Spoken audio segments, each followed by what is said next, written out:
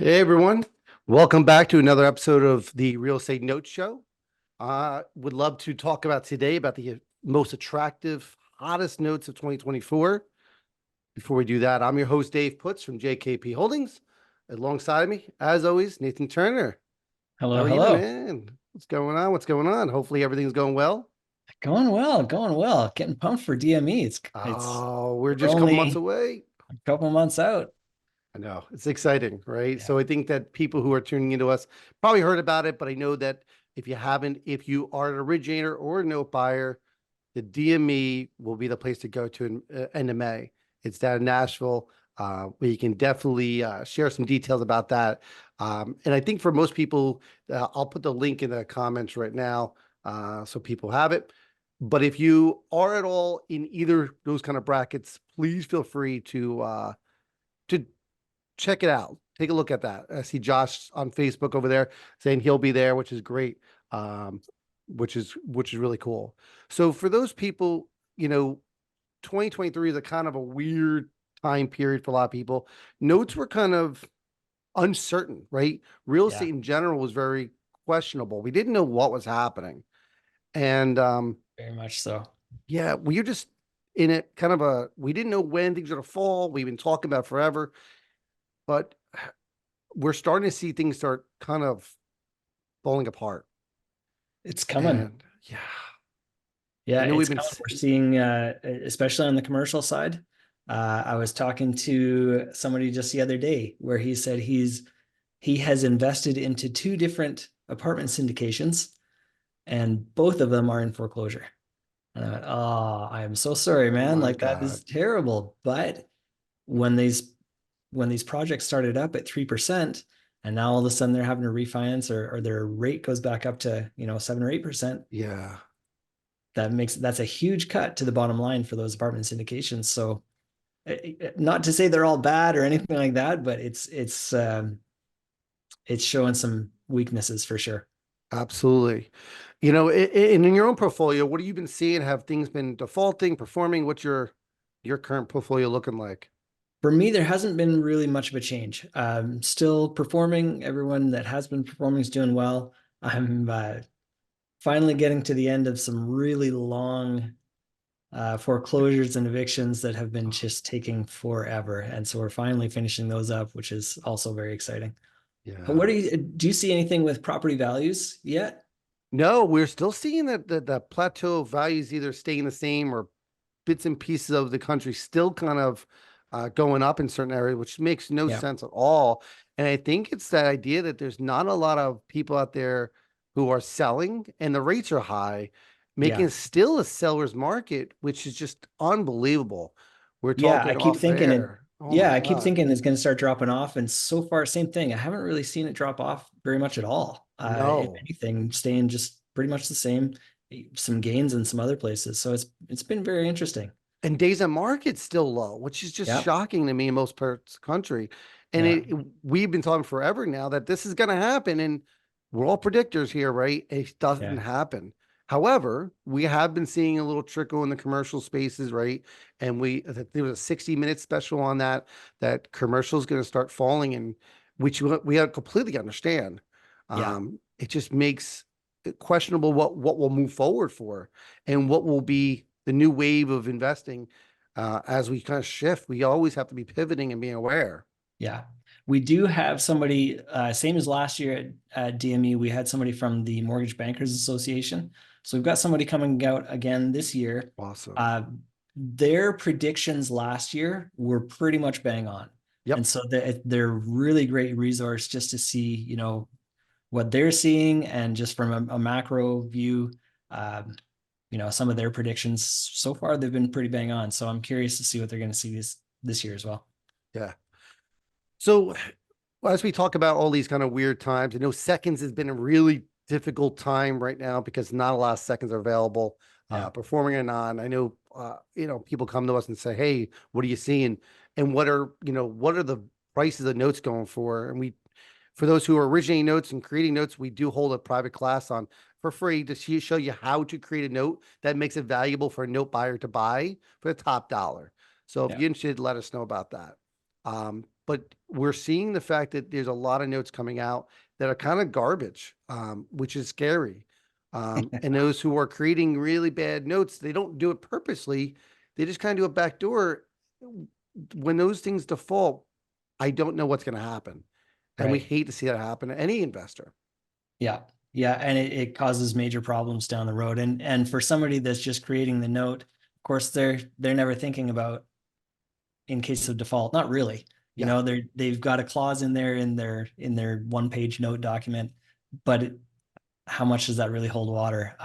Yeah. We're actually going to do a show on that here coming up Yes. next month with an Yep. attorney that'll kind of walk us through and what do you need and what do you not need in your note document. Yeah. Which is crucial for both note buyers as well as originators to know what's proper, what's not Yeah. proper, right? Yeah.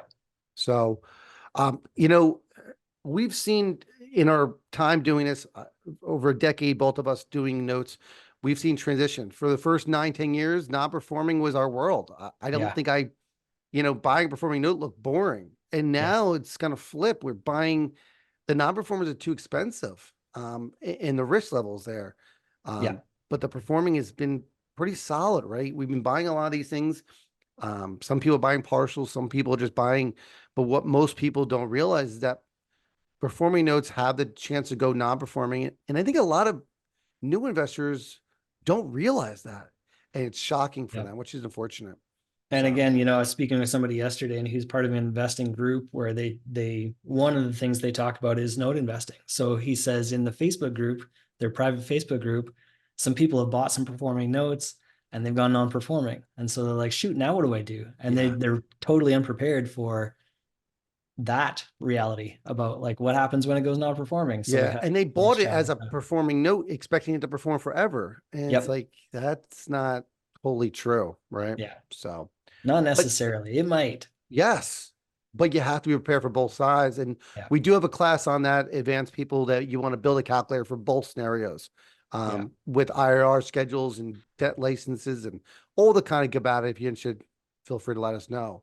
Real quick shout out. Yeah, I got an email just yesterday, the day before, Marty Granoff, who is okay. one of the very first guys I ever heard talk about structured debt and buying structured debt way back in 2009. And I've just always kind of looked up to him. So I sold him a note 5 years ago and I got an email from him just the other day.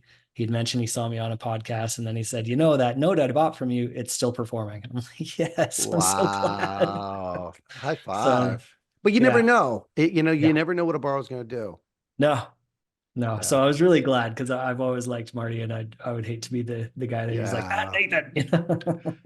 So, I know we say this every time, but reminder, this will be, the podcast will go probably Sunday morning. This will be recorded. It will be on our YouTube channel, the YouTube channel. Feel free to subscribe and all that good stuff, and whatnot. If you look, we're going to have Kevin come on in a second. If you look for Kevin's information, you'll see it in the comments, a link to a form. Just fill it out and you'll get Kevin's information. Mhm. Without further ado, let's bring on Mr. Kevin. How are you, my man? I'm doing great. Good to see you guys. Yes. Speaking of guys that I totally admire in the business, my goodness. Oh, Kevin's one of the good ones, right? And Absolutely. Kevin's been, a pivot, a person we kind of go to for a lot of questions. Even those with experience go to Kevin for a lot of questions, curiosities, and whatnot. And we all learn from each other at the same time. Kevin, how long you been in the note game? Somewhere around 34 years. And, I start to measure things and I was either just married or about to get married. So My we're coming Lord. up on our 34th wedding anniversary here in April. So Nice. somewhere around that time frame. So the very early, days of this business, really kind of the genesis of it, just getting started. And it's interesting. You guys were mentioning coming in about 10 years ago. So the story before that, seller financing was the only thing that we really had. We didn't have the bank funnel. We didn't have all these, Sure. creative stuff that's going on today. It was Yeah. all banknotes. And what happened back then was during the Carter administration, you had interest rates at banks. Everybody thinks, 7% is high. It was 18%, and so people were in a position of they wanted to sell their house, but nobody wanted to lock in a 18% 30-year loan. So a lot of people were said, well, I'll finance it for you. And they would finance them at 9%, which back then was a huge deal. You pay 18% to the bank or pay me 9%. Right. And, when I first got going and discovered that this is dating myself here, but this is before the internet. This is before cell phones. I had to go to the courthouse and try to find leads of people who did sell or finance notes. And because I started without having any money to buy notes, I basically just wholesaled the notes, what we call brokering the notes. And that's really how I got started in the business all those years ago. You probably have people on this call, I'm sure you've heard it before, who are not even 34 years old yet. So, that's awesome though, right? How did you get open to the idea of buying notes? Were you a landlord first? Tell us the backstory. Yeah, as soon as I graduated college, I got into real estate. It was always something I was attracted to. And I started as a commercial real estate appraiser. And I did that for a couple of years. And then I thought, boy, the big money is the real estate sales, So I switched from that, went into real estate sales, and that lasted a year because I committed myself to a year and I didn't make any money. So what I did get was my first investment property, because back then we used to have what's called A&Q loans, assumable non-qualifying. And basically, you just signed a document, you took over the payments. There was nothing else that you had to do, assumable non-qualifying. Yeah. And this guy comes into the real estate office. I'm working on a Sunday, working the desk. And he walks in, he had this place, a 2-bedroom, 2.5-bath townhome and here in Orlando. And I was like, well, I'll buy it. It never got past me. And I just took over the loan and then had a roommate come in, so that was kind of my start into that world. And I started looking at real estate, more as the investment side of it, but it's tough, right? Even wholesaling properties and borrowing money and all that sort of stuff was tough. And what happened was my wife actually introduced me to a guy who just made about $15,000 on a note deal, which I'd never really heard of. And I'm like, well, what's a note deal? So he explained what it was. And I mean, $15,000 is a lot of money now, but I mean, you go back 34 years ago, it's like, wow, how did you make that? And so we hit it off, and I said, explain the thing to me. And I said, well, man, I'd like to do this as well. So my idea became, because I had a little bit of a marketing sense. Okay. And I said, well, why don't we do this? I'll write a program where we can teach other people how to find the notes, right? How to, complete the form and get all the information about the note. They'll send it in to us, and then we'll get it sold, and we'll make a fee and they'll make a fee. And that made it scalable. So we started doing that in that program. I mean, this is back when the program was in 3-ring binder, with cassette tapes. For those who don't know what a cassette tapes are, because I know that's just before CDs. All that, before live streaming, before streaming. So it was all in cassette tapes, but I taught people how to do that. So as they got in the program, of course, that became our national bird dog network. So we went from really a brand new company to within 6 months, we were probably a top 20. 6 months after that, we were a top 5 company, and always was from then on, because I had so many people doing that. And again, awesome. Everybody was making money throughout the whole funnel, but that's what made it, scalable into a larger business. Wow. So for those who are out there who are looking to broker, there are good ways and bad ways to broker.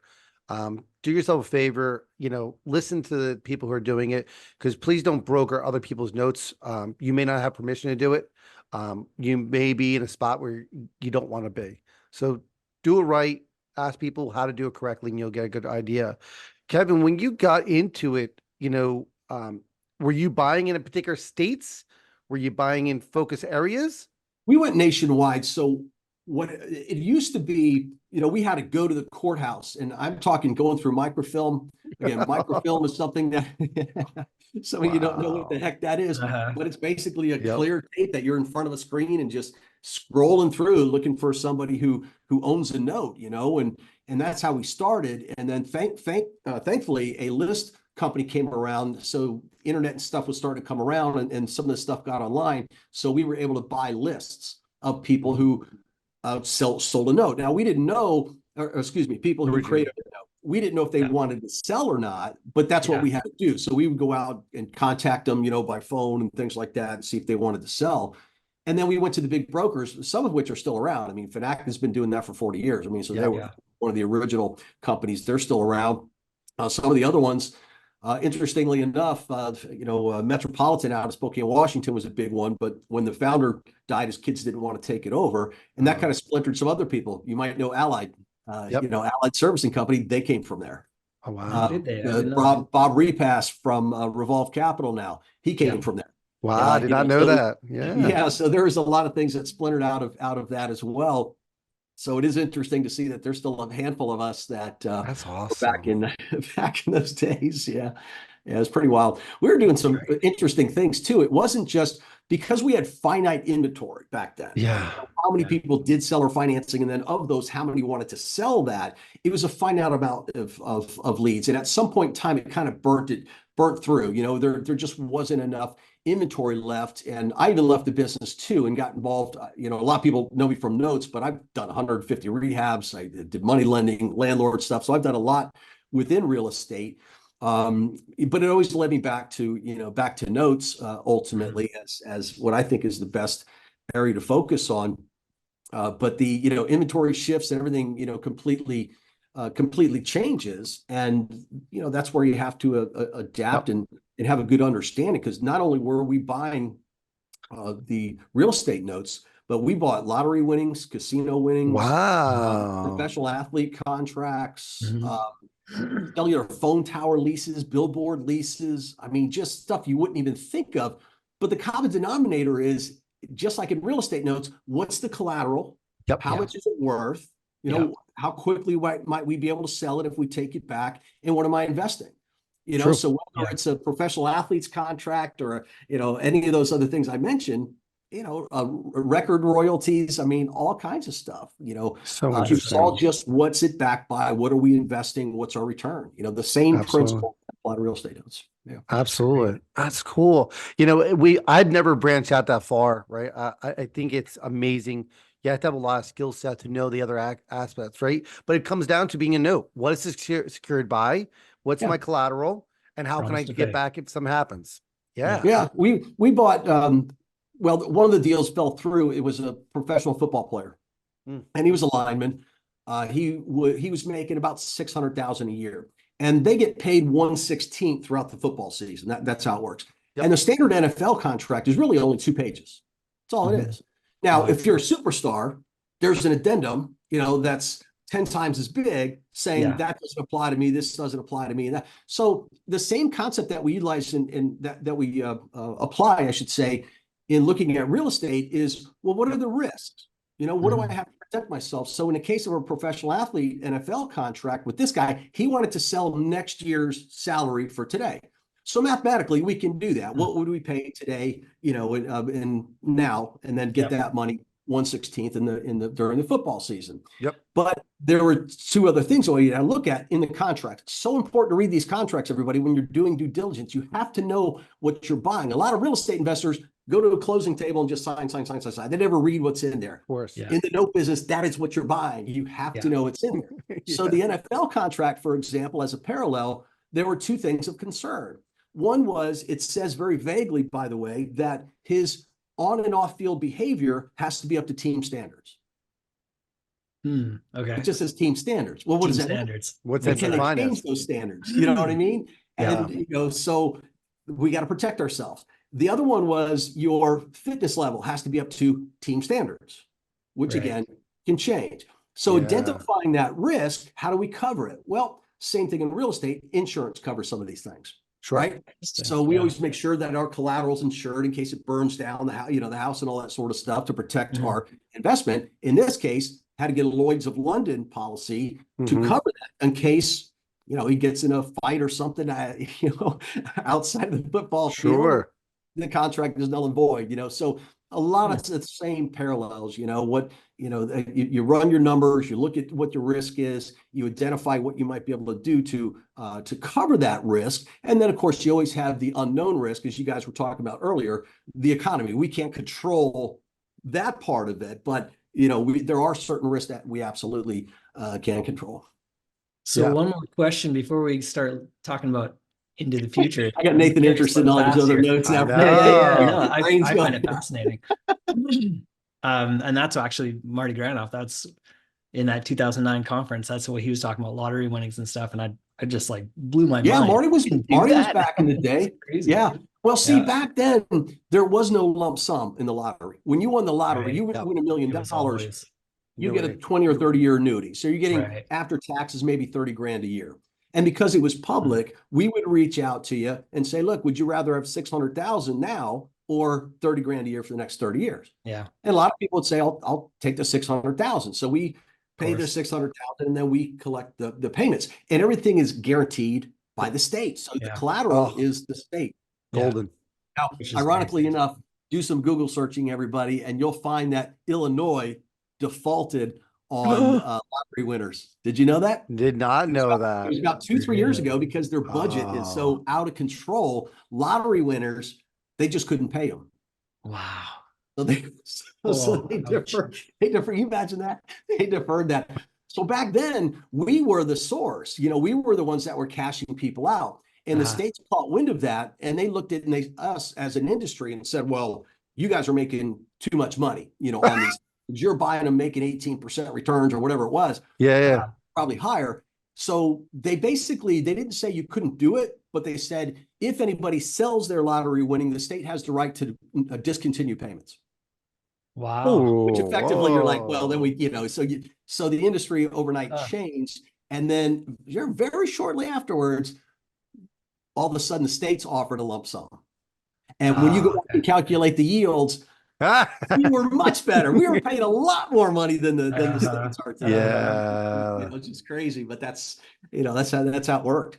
So I'm curious, like back when at the 18% interest days, when people were offering, well, I'll just give you 9%. 9% seller financing, yeah. Was that were there ever people doing that to scale? It seems like surely there must have been like people that would do like, several a month instead of just like one-offs here and there. Well, these were really the bulk of that inventory back then were consumers, what I call today the mom and pop loans. Yeah. These are somebody who, inherited a house or owned a house free and clear, and they just couldn't sell it because nobody wanted an 18%. So they said, we'll find, and that's the only note they've ever created. So it wasn't really a business that was buying houses, and like today where they're buying houses and then selling with financing. Yeah. This was typically a consumer. And Gotcha. that's a big play today, or I know we're going to move forward to some of these other notes, but that's a great funnel to look at, because those consumers who own those notes, a lot of them don't even know they can sell them. Right. Yep. And if the economy gets tighter, things are getting more expensive, inflation's getting up.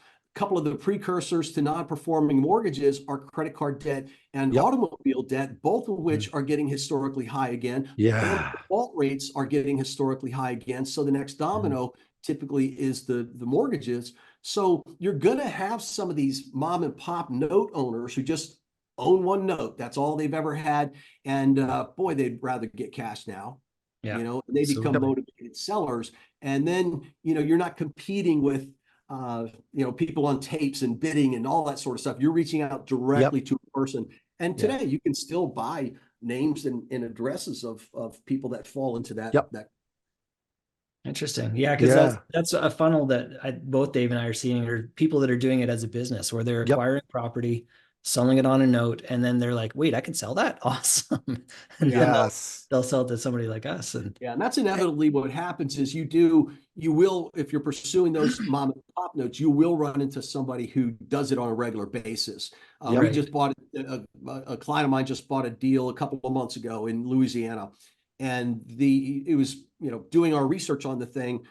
The guy who owned the house, sold it with financing, is carrying back the note. We looked him up, and he's doing it through a real estate company. Well, 2 seconds on public records. And I thought, this guy sold like 40 of these. So not Yeah. only does he have this note, but he's got probably 40 other notes. And I told my Sure. client, follow up with this guy. You're buying this one. You Yep. want to be his go-to guy. Yep. And by the way, as he's pursuing those 40 notes, he can't afford to buy all of those 40 notes. Doesn't have to, right? Because he can buy the ones that he likes and then what?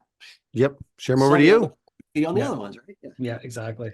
So before we got on the Sounds call cool. and before we get into the big topic here, I wanted a key thing in. We've been approached, Nathan and I, about wrap notes and buying wrap notes.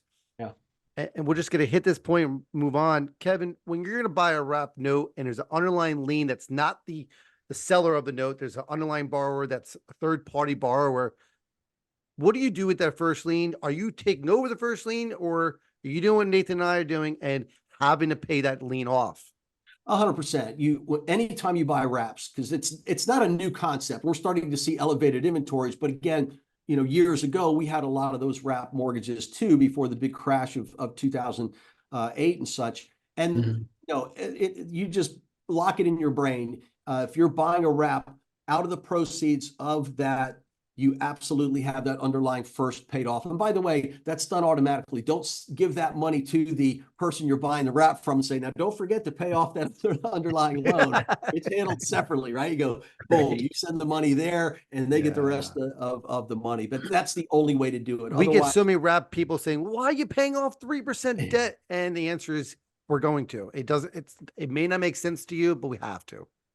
Some of the things that you can run into with that and some other type of notes is you can buy a note and get lucky and not really go through all the due diligence and miss some of the missing paperwork and gloss over some things. But the way I always look at these and the way I teach my clients is, sure, if you don't correct this now, it's never going to be a problem if the person pays. Exactly. But what you don't want to do is identify something or miss it and not have it corrected, and then 5 years from now it's a huge problem. Now you're in trouble because they stop paying, and you're trying to fight it, and your legal expenses and time frame and everything else goes through the roof, and you just can't do it that way. So you've got to look at these things always as we'll hope for best case scenario, but prepare for worse. Absolutely. Yeah. So 2023 was a weird year. We were talking earlier about that, and what we're seeing is some new kind of inventory start trickling out, right? And we talked off air about this, is that the mom and pop first lien, second lien, residential houses are kind of being on still right now, but there's new inventory coming about, right? This 2024 inventory is something that we haven't seen a lot of in the past. Can you share some of your thoughts on and where's like it you said coming from, before, why? like it's always shifting. You were doing those seller finance deals, and then you go to lottery winnings because that works. The lottery winnings all of a sudden are no good, so then you move to something else. And so, what are we seeing today? Yeah, in the market today, it's the smart play right now is performing notes, and it has been for the last couple of years. A lot of these notes are reperforming notes that came out of the non-performing notes that we were all buying back in 2008, 9, 10, 11, 12. So non-performing was the play back then because inventory levels were elevated, prices were down, and there were great opportunities with government funds and everything else. That was the proper play. Now, a lot of those loans that were purchased non-performing and are reperforming, they've been reperforming for 10 years and equity has gone up. So you can find a lot of very good performing notes. And that would probably be the easiest way for anybody listening or watching this to get involved in notes. Buy what I call a nice turnkey note, at least 2 years of payment history, at least 30% equity in the property. And you're going to be good because you can buy those in about a 10 to 12% return, all day long. So that's an easy play, and it's a continued play. I saw too many people. I know we had people going, oh, the big crash is coming. I wasn't one of those people. I said, there's too much equity, and banks really are pressured heavily by the government because of Dodd-Frank, which changed everything in our industry, by the way. But because of Dodd-Frank, banks are highly pressured. If somebody's in trouble and they have equity, you got to work with them. You got to do a workout. They don't go right to foreclosure. Because you got to remember, the government owns over 90% of all the loans. The banks are just base, Fannie Mae, Freddie Mac, and Ginnie Mae. actually own all these loans. So that funnel that we used to have of non-performing loans, which were bank originated loans that were sold by auctions and trickled down, that funnel's been squeezed. That's really a small amount of inventory today. What's bigger is you've got the companies that bought those non-performing notes, got them reperforming, and now they're starting to cash out of their portfolios, leaving a perfect scenario where you can, just small example, you got a $100,000 house, but they only owe 30 grand now on the house. And you're paying less than 30 grand for that note. You know, your investment to value ratio, you're perfectly safe. Even if property values dropped 20% in that example. All right, now your collateral's worth 80, but you're still in it for less than 30. Makes a lot of sense. Proper yield and those sorts of things all come into play. So those are really good. Another part of the partials that is especially good for beginners, but also I'm looking at a lot more with clients of mine is buying partials. You know, instead of buying a whole performing note, just come in and buy a partial, because again, you lower your risk, you're getting the same type of returns that you could get, if not higher, on that, and you have a vested party who owns the back end of that note that wants it to go well also. And I think that makes a nice combination, because some people are starting to price these performing notes a little too high.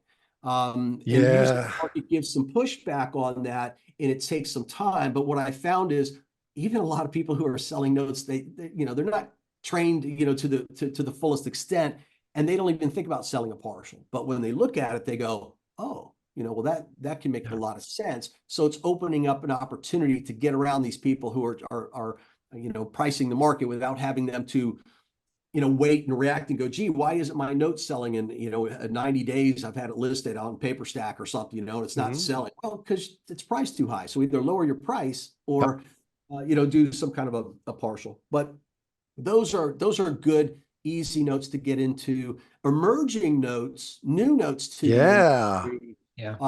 We're starting to see the home equity conversion mortgages, which all HECMs, as they're known as, and also we're starting to see these short-term bridge loans. And those are pretty new to the industry. And so it's time for everybody listening and watching, learn about these things, study them, because they're starting to grow. For example, the bridge loans.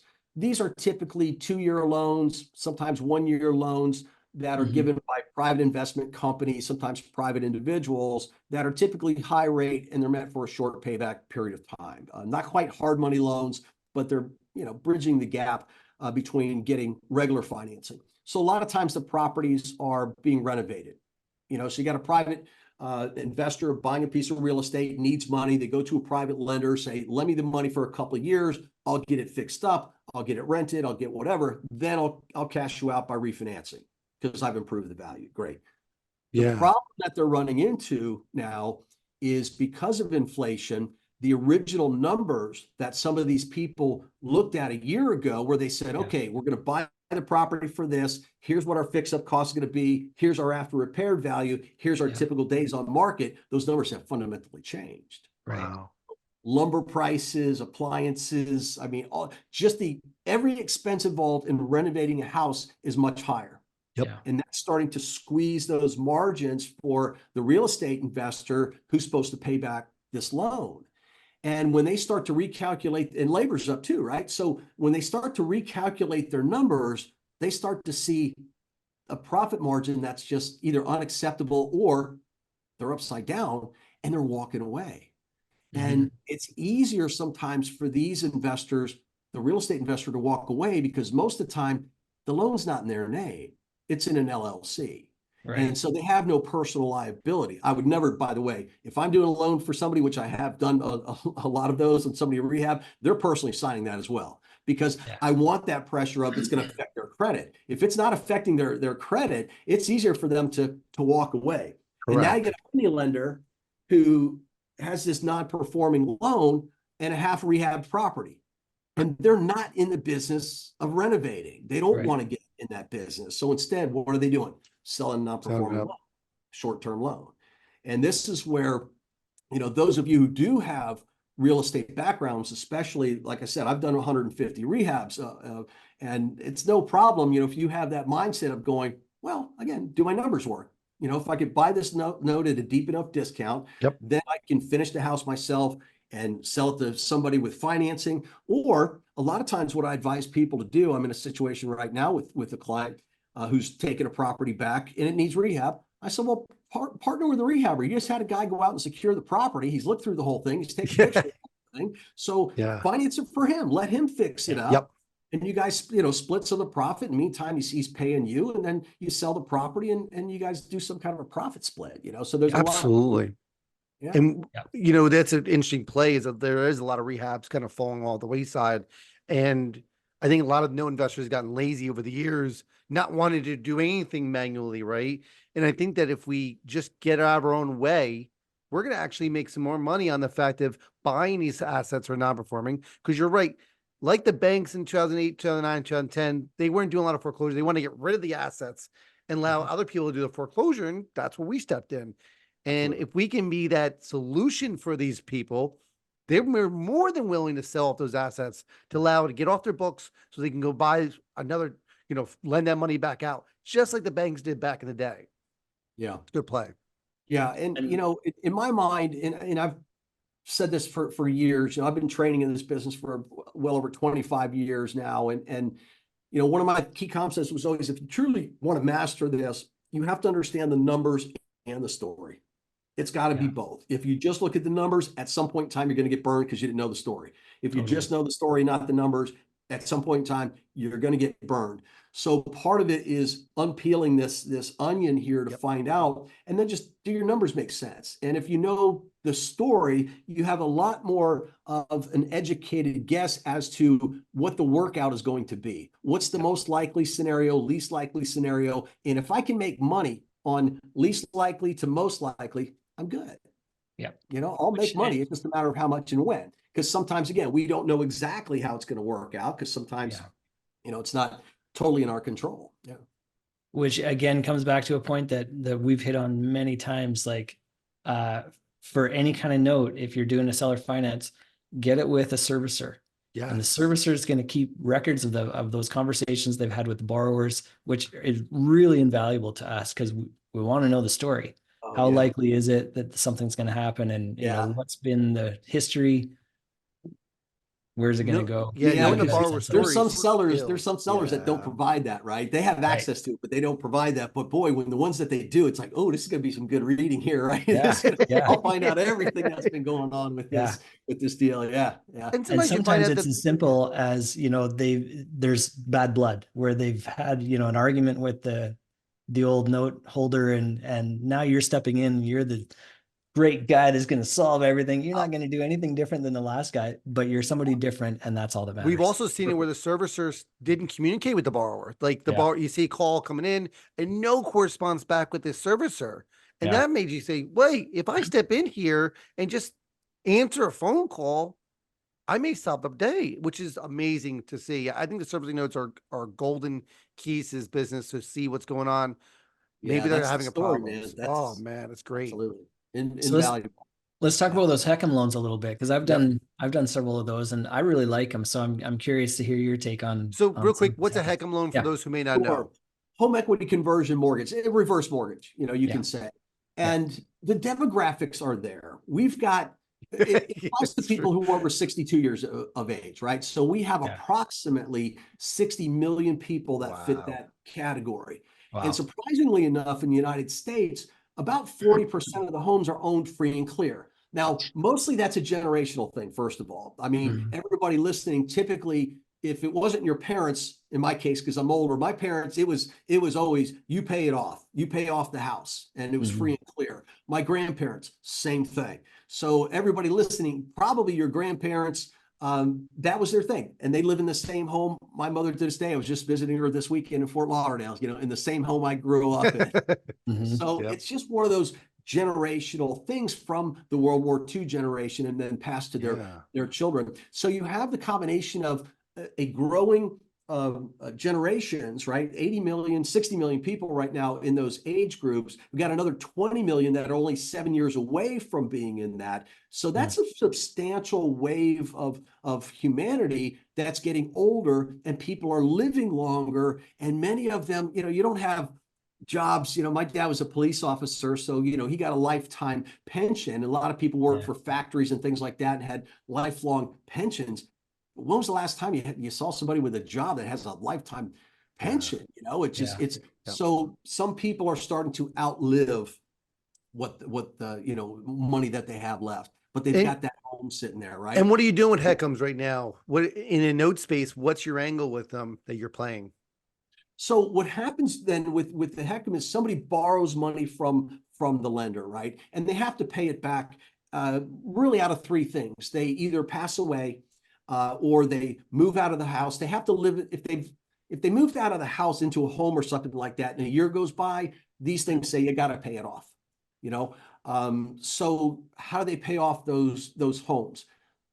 If somebody sells the house and pays off the loan, great. If somebody moves into a home and the beneficiaries, the heirs, if you will, or the sons and daughters in that case, because the person's still living, if they want to pay off the loan and keep the house, they can do that as well. What happens though in many cases is somebody passes away and now it goes into a probate, and the person who passed away doesn't magically come off the deed of the property, Yep. So the owner of that note has to foreclose. Right. And sometimes that has to go through probates. Sometimes there's heirs there that want the house, and you have this process. And I think you alluded to it earlier, Dave, where you said sometimes these companies just don't want to deal with that. Yeah, it's Yeah. true. So that's the play. That's the one where somebody passed away and this issue is unresolved. They may or may not have heirs, and this company just wants to get rid of it. Let somebody else work that out. Yeah. And they're willing to just move on because, when you think about it, the ones who create these home equity conversion mortgages, they don't have the personnel to do all these workouts. So for them, Yeah. just cut and run and go, you deal with that. Yep. If we take a hit, we'll take it now and move on. But you can make a lot of money in that play there, because we've worked on a couple where there were just no errors, but it has to go through a period of time where people can make claims and things like that. Of course. And then you do a foreclosure sale. Again, it's on an empty home, everybody. So I'm not saying we're buying these and we're foreclosing on old people. That is absolutely not what we're doing not at here, all. by the Yeah. way, just for total clarification. The house is empty. The person has passed away. Yeah. And again, it's just, what do we do? And the Yep. lenders who created these things don't want to deal with them. So they're selling a problem. And you know what? When you make money in this business, you're always solving a problem. So you identify what these problems are, you come up with a solution, and that's where your money is. Yeah. And my experience with those is you get back the property and they tend to be in really good shape. Yeah. These are not people that fell behind on payments because they lost their job or they're just deadbeats or whatever. That's not the case. These are people that were good people. They lived in the house their whole lives. They've been taking care of it and they passed away. Yeah, If so you it's a want lump to, sum, we did a monthly full payment, episode on this topic too, if you Yeah. ever want to, back in November with Randy. So it is a huge opportunity for people who want to get into it. Find your local person who's creating these things and become good friends with them. Because Yeah. if that person either moves out, maybe has to go to, a rehab facility for long term, or they pass away, you have the opportunity to buy this thing, foreclose, solve their problem. Because realize the fact that reverse mortgage is what it sounds like. They're paying the borrower over and over and over again on a monthly basis to get their capital. And that the UPB, it constantly increases to the point where it stops and then it's defaulted and you're basically buying that debt when they would have to foreclose. So in that kind of world, and I agree, the baby boomer boom generation is huge. And that's when the retirees coming. We're going to see a lot of these things moving forward. If Tom Selleck has his way, right? Yeah. Little joke there. He's on TV, if you don't know, in the ads, promoting reverse mortgages. And over time, these reverse mortgages had a bad reputation. But with the HECMs and the way that they're done, they can be really good solutions for some people. Like I said, not all baby boomers are going to do this, of course. We don't need them all to, but there is a percentage. And by the way, they can get lump sum. They can get paid over time. They can get paid for a period of time. They can have a line of credit. It can be a combination of lump sum and line of credit. So again, that's where I look back and I was looking this up, and I put a training together on this about a year ago. And that's when I first started seeing some of these things trickle in. But again, I think with the demographics and when you look at the economy and things getting tougher and, that sort of thing, it just, but I don't know, if you look at the demographics, it's just logical that these are going to be there, and people are going to pass away. They're starting to pass away in larger numbers. That's just the way of the world. This is going to be something that's there, and somebody's got to cure the problem. So, it could be you. I've got a bid on one. I'll find out on Monday. Ooh, Hopefully we'll win. We'll see. Good. gotcha. Good. I'm a big fan. I think they're a great asset, and I think they're just it's a good opportunity. And it's just because something's new and it's different, don't count it out. Check it out and have a look and study it out. Go and Yeah, watch I mean, that educate that yourself, and podcast that we did. that's Check out yeah. Kevin's training. They're Yeah. great notes. They can be a really good resource. Yeah. So we did a question from Josh, when selling a partial performing, the owns, is it better to sell a true partial or hypothecation? And then Yeah. if you're true partial, how do you protect yourself from the partial buyer working something out with the borrower in the event of a default and cutting you out of the back end? So I think what you're doing is you're confusing. We have a video on too. Partial versus hypothecation. They're two different instruments, right? Where partial, you actually own the note for a period of time, where hypothecation is you're using the note as collateral to get a loan.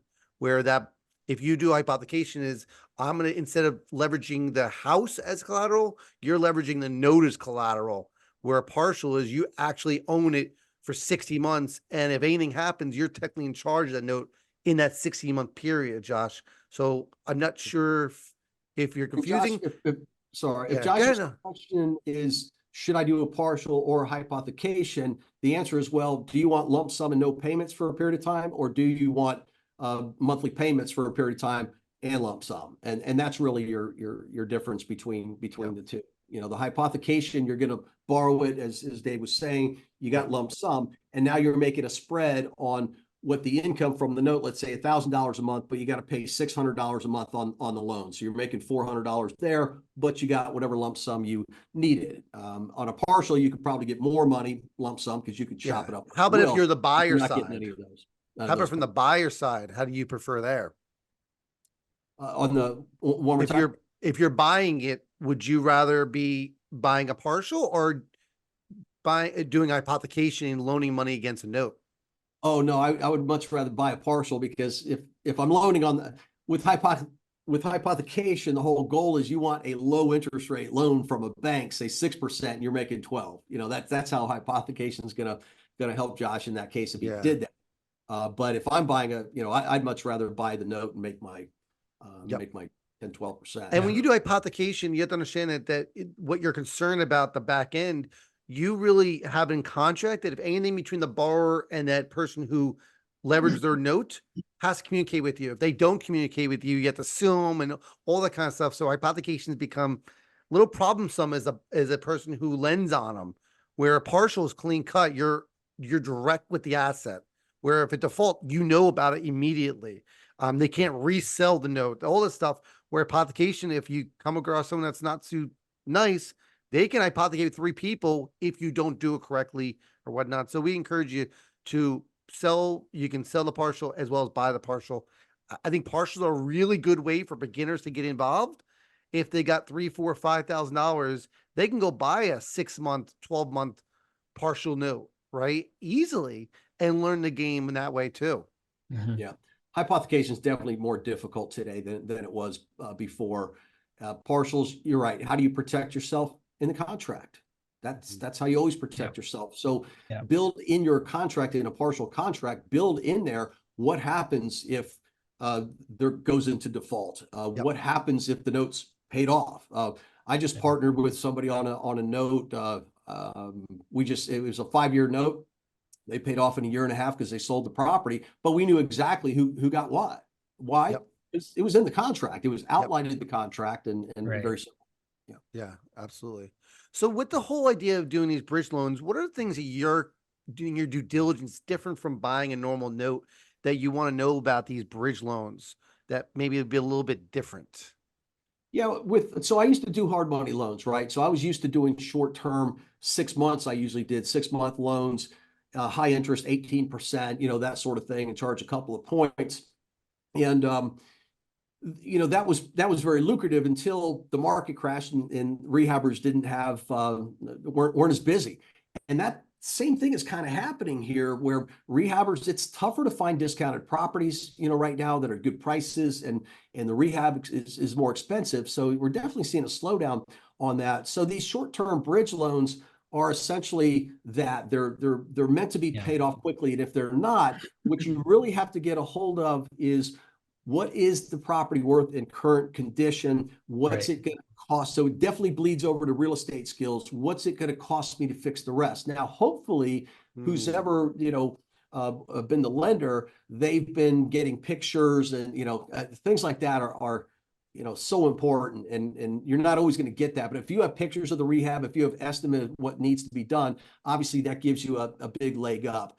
And if the lender, if it's a non-performing bridge loan, they should have access to that property, a lockbox or something like that. So if you got to pay somebody to go out there, take pictures, and reassess it, gathering all that information is going to be very, very important for you. And then it just comes down to that basic premise again of investment to value. So what am I paying for this note? You know, you're not going to get it reperforming. That rehabber's walked. It doesn't mean you might not get another rehabber to step in and start paying that loan. Yeah. Right. You know, so you got an alternative for that. You know, start looking at the local real estate clubs and promoting that even before you buy it. You might have somebody says, yeah, I'll come in and just take over the loan, and you know, work it that way, or be prepared yourself. And I think it's a better play, fix it up yourself and sell it. Find a local GC, right, to go look at the property and see what the rehab has to be done to get it back and working, or see where outside third party can come in and take a look at the job and see, was permits pulled, right? Did half the work get done and they stopped for some particular reason? And I think that I wouldn't buy them unless I get that information, because you're buying not just a residential property. Yeah, you don't want to buy it and then find out the house has just been gutted and the guy never really started the rehab. Because all of a sudden now your expenses and margin go up. So yeah. Or they opened up the wall and found some kind of, you know, DEP problem, right? And just, whoa, you know, absolutely. Yeah. And so then they you know, decide they just don't for a beginning investor, you know, probably not your first note, right? And, go back to what I said and look at the easier stuff, you know, the turnkey notes, because, you know, there's a difference when, you know, the properties are not in the same state as you, you know, and you're trying to do a long distance rehab. If you're not really sharp on that, that could be like a long distance relationship, which usually doesn't last, right? So you got to kind of look at these things and go, am I prepared to take that on? So I think those are for a little bit more advanced people. But, you know, again, you look for problems in the industry. It just comes down to that. And these are emerging problems. So we're seeing notes that we haven't really seen that much before in the industry. So again, you go back and you start to think through and read through them and identify those risks, learn the story, and you know, it creates opportunity. So the sooner that people do that, I mean, I work with, you guys know, I work with people one-on-one. So I do personal mentoring and I walk people through every single step, you know, of the way on that.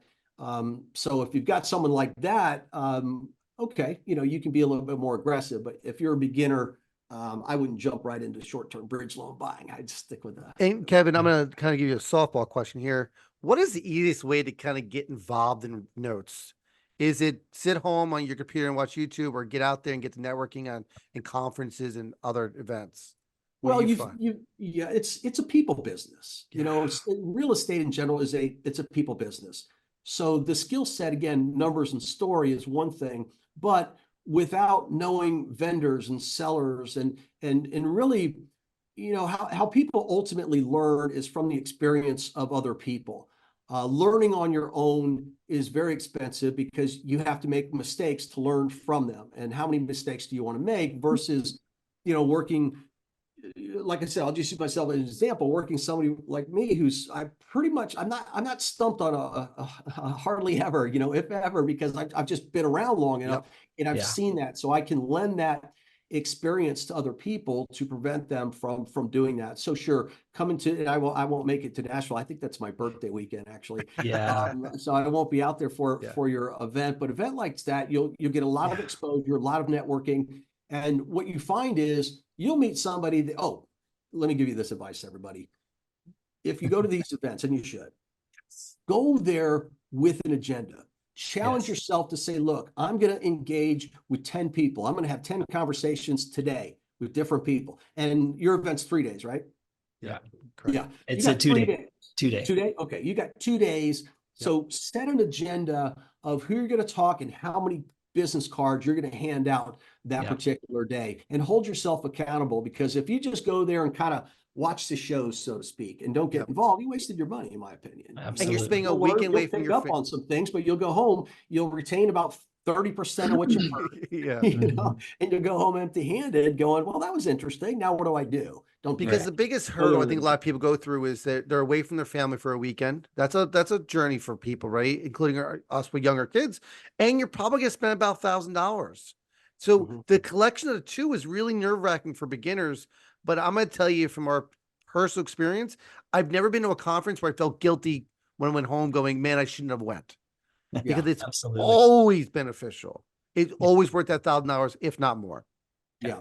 And as you're sitting there listening to all the other presenters, take a note and go, I got to meet that person for this. I got to meet that person for that, and really push yourself to do that. Because, you know, I know some people go to these things and they're intimidated. Well, I'm brand new, and nobody cares. Nobody cares. Nobody cares. You know, you go up and say, hey, here's what I'm doing. I'm brand new. I like what you said about this. Can you tell me more? Do you have a business card? Do you, you know, and Approachable.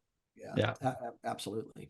So Fantastic. So we're always curious about with our different guests, and you've got a lot of experience going back. So I'm curious because you said you're not expecting a big crash. So we're looking for Kevin's crystal ball. What do you see coming down the pipe here the next 12, 24 months? Yeah, I don't see a big surge of non-performing loans. Yes, we're going to have, you know, the office market, you know, everybody knows, right? I mean, that the writing's on the wall for that, and that's what's collapsing first. The commercial side, but traditionally, we don't see too many commercial loans. The bigger players have a tendency to absorb those. So if someone's looking like, well, I'm waiting for this office, but you're going to be waiting a long time. They're not coming. The bigger players are going to be involved in that, but it is going to merge into a banking crisis. So there's probably going to be a merger of some other banks. But again, these banks are under a lot of pressure with the Dodd-Frank laws to really try to do loan resolutions. So I know there's been some people that said, hey, keep your powder dry, keep your money on the sidelines, wait for these big loans. Mistake. Put your money to work. And if the market's telling you right now there's good prices, good deals, low risk, good reward on performing notes, put it there for now, because you know what? We have a liquid market, right? So if you know, I was talking with somebody the other day and he's like, I don't know if I have investors who want to put, you know, their money locked away for 20 years. I'm like, they're not locked away for 20 years. You know, they could buy a note now and sell it in 6 months if they wanted to or needed to. It's very liquid. Yeah, we have a liquid marketplace, which is a fairly new reality. It's true. Business. So I don't see that coming. I see eventually there'll be a trickle of those. And I think that, you know, these emerging notes will be a small part of that. Again, I'm not saying build a business just around that, you know, where you're going to focus on that, but keep your eyes open for those opportunities. But I think we're in a way for just a long performing session right now. PaperStack did their numbers for year end, and I think their little study of activity on their site is reflective of the overall industry, where it's 90-10. I was surprised. I thought we were 80-20, maybe 70-30, 70% performing, 30% non-performing. PaperStack came out 90-10, and I have a tendency to believe it's closer in the overall industry to. You guys were not at the non-performing conference in Orlando, right? The IMN? No, I didn't go there. I know So Nate I was went to the one in California. Gotcha. Yeah, I was there, I think it was a couple of weeks ago. And a lot of people on the non-performing side, inventory, you know? And that's the thing. I think you will find some non-performing loans, but a lot of them are overpriced right now. And, you know, the other thing I would say is, you know, you got to stick with your numbers. If you start bending some of these rules and getting too aggressive and overpaying for these non-performing loans, again, you're going to find out at some point in time that you overpaid. I think people get jealous of other ones who said, oh, you know, post social media, I bought 4 loans or I bought 5. And it's like, well, did they buy a smart? Did they buy a good price? Or they buy a bad price? And then you're chasing them and say, well, I got to buy something. And sometimes it's just, sometimes don't buy, right? We go back to 2006 and 7 and go, if you went back to yourself looking over your shoulder, would you told yourself to buy properties or hold your cash and being real careful? And I think we're in that kind of market where, yeah, don't be fooled by someone buying something that you think that they bought well, because they may not have. We don't know. Right. And it is a delicate balance, because I have seen investors, and of course, if they're clients of mine, I'm like, I got to reset your expectations, because they start to look at notes and go, well, I'm not buying anything unless I can make a 15% return. I'm like, well, good luck. You're going to be waiting a while. Yeah, you're going to be waiting on the sidelines. And in the meantime, you can put that money to work right now at 10, at 11, at 12, and have a good, safe, solid note you have to don't do anything with, but you want to sit on the sidelines and put a line in the sand saying, I'm waiting for 15%. Don't make that mistake. So have expectations. It's so true. But make them within what the reality is in the industry, because I promise you the note industry is not going to adjust to you. You got to kind of adjust to You make a great point, though, because I think what we don't realize, 4, 5, 6 years ago, 10 to 12 was a good number, right? It was a good return when rates were at 3%. And now rates went up, so we have to go to 15. It's like, well, do you think you're going to hold this note for a year? If you hold it for 5 years and rates go back down, you're back in a place where 10 to 12 is good. So I agree with you. We got to look at the long-term thing and stay with the numbers, be conservative, but be smart on the fact that don't snapshot and say, well, 15% today. Well, what happened at 11% 4 years ago? Why is it no longer good and solid? So well, I had a guy, this is a couple of years ago, but he wasn't a client of mine, and he was really happy about this one note. He goes, yeah, I bought this note. I'm making 14%. And said, oh, well, good for you. What'd you do? And he goes, well, I'm going to round the numbers for everybody, but it's a $100,000 house. The guy put $5,000 down and got a $95,000 note, but he wrote it at 14%. So I bought the note for about $93,000. I'm going to make 15%. I'm like, who cares if it goes to default? That's if the guy pays. If it goes to default, congratulations, you just paid $93,000 for a $100,000 house. Now you got to put your foreclosure cost. You've lost money. So you're right. And the other thing is, you don't want to force yourself into a deal for the sake of getting a deal. Look, I've been training a long time. I know this industry inside and out, and I'll have clients. I've got plenty of clients I've gotten in a deal in the first 30 days because I'm working with them one-on-one on Zoom, going through everything. And, I tell them, your goal is 30 days. Great. I said, we're going to work towards that. But if we don't find something that is right, don't be desperate. Get you into a deal that doesn't make sense for you. And again, every one of you have different risk tolerance, you have different reward expectations, different amount of time and effort you're going to put into this. So you really have to focus on that first, and then see what's available within the industry that fits you. But don't just get so aggressive where you pull the trigger. Now, I agree. Part of, as good as I feel I am and know I am in educating people, part of this education is you do have to do a deal. You can't teach, you guys teach on this too. You can't teach everything. Nobody can teach everything about this business. You just have to be, it's different when we show case studies. You do this, you do that, but we got to write a check for $30,000. But also it's like, did I do the right thing? Or what you said before hit a point. We run into too many people at these conferences who are saying, I'm buying performing notes, and their calculators is a financial calculator. And say, well, that works until it stops, it defaults. So I'm not saying the financial calculator is bad. I'm saying it's limited. And people need to realize that just because you bought a performing note, unless you get a guarantee from that seller that it'll perform for 30 years, which you will never get, you need to know the fact that even if you do, it's not worth anything. That's true. You need to know the fact it's going to default or could default. And if you sit there and you bought it at a percentage of UPB, which is another scam out there, right? And you bought it at a 14 yield and it defaults, like the $93,000 deal, that's a bad situation to be in, because you didn't understand the risks of a note buyer. And then you sit there and we go, well, we'll buy it at 72. And you go, whoa, that's really cheap. You're buying it at 22% yield. Well, there's a risk problem here too. Sometimes we can buy it at a 12 yield and it makes sense for both sides. Sometimes you can't. It's never one number. It's a combination of numbers. And you know what else it is? I mentioned to you when I first graduated college, I became a commercial real estate appraiser. And the first thing they tell you about appraising, which is assessing the value of real estate in that case. But what do? We assess value of notes. they tell you as an appraiser, this is an art, not a science. There's no magic formula that tells you what a house is worth, because at the end of the day, it's what a willing buyer and willing seller in an arm's length transaction is willing to buy and sell it for. That's Well what said. it is. And what you're trying to work on is the probabilities of that. And part of that is, yes, we can find out what other similar homes are selling per square foot, and we can make adjustments and everything else.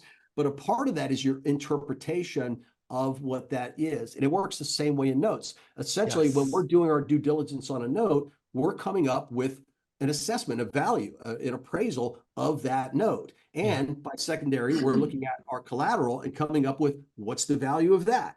You know, we're not going to be exact, but are we in a good ballpark where we can absorb adjustments? And that's really a part. So let me throw out one more possibility. If people are looking for a 10, 12% yield and they're just not finding it, another option, settle for 8%, totally passive, and give it to somebody, like me, that's got a fund that's willing to do the work for you and just pay you. For most people, that is such a much easier task, right? You don't worry about stuff. You don't concern yourself with the issues or problems of being a note investor. Buying a note is the first step of many owning a note, right? Dealing with a borrower, the emotions, the struggles, the finances. You may have to come up with 15 grand to get a tax bill paid up. Like there's a lot of other extras that go into here that just get lost. So if you are someone that says, I don't want that risk, look into a fund like Nathan's and say, listen, I can settle and be happy with this opportunity. And you can learn as you go too. I'm going to tell you, you're probably not going to want to, but you can learn as you go. And I think that works for a lot of people who are retired and just looking for some, passive income. Yeah. And it is funny when you start to see a lot of yield hunters, in this business, and there's 8%. 8%'s a good return. Where else can you get an 8%? An 8% return, that there's assets that are backing it, today. Even, banks, it's crazy. The inflation and all that stuff is up, and banks should be paying higher on savings accounts, but good Lord, look at CD rates and stuff. Oh my God. It's like, what are you doing? It is amazing when you see a CD that's 6 months higher than one that's 3 years. I don't think in my lifetime I've ever seen a CD where a 2-year CD is lower than a 6 month. It's just reverse, the whole reverse. But so Kevin, this Friday afternoon has been awesome, man. I almost feel like we're not even on camera, just chatting in circles. Hanging out. I know how long we were going. It feels like it's been good. Going, it's fun. This is good. Yeah. So I know Patrick made a comment over there. So it's cool to see Patrick on here and he's sharing. Kevin, I know that we'll be seeing you soon at upcoming conferences and whatnot. If you want to get a hold of Kevin, we share his information in the chat. If you have any additional questions, reach out to him. Kevin, thank you so much for your Friday afternoon and spending some time with us. Yeah, absolutely. No, it's a pleasure, man. It's a lot of fun. Thank you. Good. Thanks so much.